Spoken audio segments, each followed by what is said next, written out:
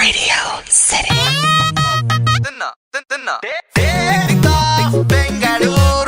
So ನಾವೆಲ್ಲ ಹೋಟೆಲಿಗೆ ಹೋದಾಗ ಮಸಾಲೆ ದೋಸೆನ ಆರ್ಡರ್ ಮಾಡ್ತೀವಿ. ಸುಮಾರು ಕಡೆ ಮಸಾಲೆ ದೋಸೆನ ಈ ಟ್ರಯಾಂಗಲ್ ಶೇಪ್ ನಲ್ಲಿ ಕೊಡ್ತಾರೆ. ಆದ್ರೆ ಈ ಟ್ರಯಾಂಗಲ್ ಶೇಪ್ ಅನ್ನ ಫಸ್ಟ್ ಶುರು ಮಾಡಿದ್ದು ಯಾರು, ಯಾಕೆ ಅಂತ ಗೊತ್ತಾ? ಇನ್ಫ್ಯಾಕ್ಟ್ ಈ ಟ್ರಯಾಂಗಲ್ ದೋಸೆನ ಫಸ್ಟ್ ಶುರು ಮಾಡಿದ್ದು ಸಾಮ್ರಾಟ್ ಚಾಲುಕ್ಯ ರೆಸ್ಟೋರೆಂಟ್. ಸೊ ಈಗ ಚಾಲುಕ್ಯ ಸಾಮ್ರಾಟ್ ರೆಸ್ಟೋರೆಂಟ್ ಅನ್ನ ಸಂತೋಷ್ ಅವರು ನಡೆಸ್ಕೊಂಡು ಹೋಗ್ತಾರೆ. ಬಟ್ ಅದಕ್ಕೂ ಮೊದಲು ಈ ಒಂದು ರೆಸ್ಟೋರೆಂಟ್ ಅನ್ನ ಶುರು ಮಾಡಿದ್ದು ಇವರ ತಂದೆ ಮಾರುತಿ ಅವರು. ಸೊ ಇಲ್ಲಿ ಮಸಾಲೆ ದೋಸೆಗೆ ಹಾಕುವಂತ ಆಲೂಗಡ್ಡೆ ಪಲ್ಯದಲ್ಲಿ ಗೋಡಂಬಿನ ಹಾಕೋರು. ಯಾವಾಗ್ಲೂ ಹೋಟೆಲ್ ನಲ್ಲೇ ಇರ್ತಾ ಇದ್ದಂತ ಮಾರುತಿ ಶಾನ್ಭಾಗ್ ಅವರು ಊಟ ತಿಂಡಿ ಎಲ್ಲ ಆದ್ಮೇಲೆ ಕಸ್ಟಮರ್ಸ್ ನ ಮಾತಾಡಿಸ್ತಾ ಇದ್ರು, ಹೇಗಿತ್ತು ಏನು ರಿವ್ಯೂಸ್ ಎಲ್ಲ ಕೇಳ್ತಾರಲ್ಲ ಆ ರೀತಿ. ಸೊ ಆಗ ಆಲೂಗಡ್ಡೆ ಪಲ್ಯದಲ್ಲಿ ಗೋಡಂಬಿ ಸಿಕ್ತಾ ಅಂತ ಕೇಳೋರಂತ. ಇನ್ಫ್ಯಾಕ್ಟ್ ಆಗ ತಿಂಡಿಗಳಿಗೆ ಗೋಡಂಬಿ ಹಾಕೋದು ಅಂದ್ರೆ ಅದು ಒಂಥರ ಪ್ರೆಸ್ಟೀಜ್ ವಿಷಯ, ಅಂದ್ರೆ ಅದೊಂದು ರಾಯಲ್ ತಿಂಡಿ ಅಂತ ಅರ್ಥ. ಸೊ ಕಸ್ಟಮರ್ಸ್ ನ ಗೋಡಂಬಿ ಸಿಕ್ತಾ ಅಂತ ಕೇಳಿದಾಗ ಮೋಸ್ಟ್ ಆಫ್ ದಿ ಕಸ್ಟಮರ್ಸ್ ಎಲ್ಲ ಹೇಳ್ತಾ ಇದ್ದು, ಇಲ್ಲ ನಮ್ಗೆ ಗೋಡಂಬಿ ಸಿಕ್ಕಿಲ್ಲ ಅಂತ. ಆದ್ರೆ ಶೆಫ್ ನ ಕೇಳಿದ್ರೆ ನಾನ್ ಗೋಡಂಬಿ ಹಾಕಿದೀನಿ ಅಂತ ಶೆಫ್ ಹೇಳ್ತಾ ಇದ್ದು. ಬಟ್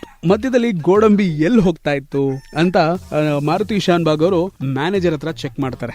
ಆಗ ಗೊತ್ತಾಗಿದ್ದು ಏನು ಅಂದ್ರೆ, ಈ ದೋಸೆ ರೆಡಿ ಆದ ಮೇಲೆ ಸಪ್ಲೈಯರ್ ಕಸ್ಟಮರ್ಗೆ ತಂದ್ಕೊಡೋಕ್ಕಿಂತ ಮೊದಲು ಆ ಪಲ್ಯದಲ್ಲಿ ಹಾಕ್ತಾ ಇದ್ದಂತ ಗೋಡಂಬಿನ ತೆಗೆದು ಜೋಬಲ್ಲಿ ಇಟ್ಕೋತಾ ಇದ್ರಂತೆ.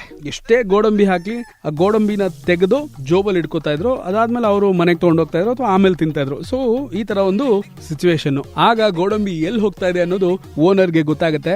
ಇದನ್ನ ಹೆಂಗಾದ್ರೂ ಮಾಡಿ ಕಂಟ್ರೋಲ್ ಮಾಡ್ಬೇಕಲ್ಲ ಅಂತ ಯೋಚನೆ ಮಾಡಿದಾಗ ಅವ್ರಿಗೆ ಹೊಳೆದಿದ್ದೆ ಈ ಟ್ರಯಾಂಗಲ್ ದೋಸೆ. ಅಂದ್ರೆ ಟ್ರಯಾಂಗಲ್ ಶೇಪ್ ಅಲ್ಲಿ ದೋಸೆನ ಲಾಕ್ ಮಾಡಿದ್ರೆ ಪಲ್ಯದಿಂದ ಗೋಡಂಬಿ ತೆಗಿಯೋಕ್ಕಾಗಲ್ಲ ಅಂತ ಇವ್ರಿಗೆ ಐಡಿಯಾ ಬಂತು. ಸೊ ಅದಾದ್ಮೇಲೆ ಟ್ರಯಲ್ ಅಂಡ್ ಎರರ್ ಎಲ್ಲ ಆದ್ಮೇಲೆ ಒಂದು ಪರ್ಫೆಕ್ಟ್ ಟ್ರಯಾಂಗಲ್ ಶೇಪ್ ಇವ್ರು ಟ್ರೈ ಮಾಡಿದಂತ ದೋಸೆಗೆ ಬಂತು. ಅವತ್ತಿಂದ triangle dosa all over India popular ಆಯ್ತು. Radio City.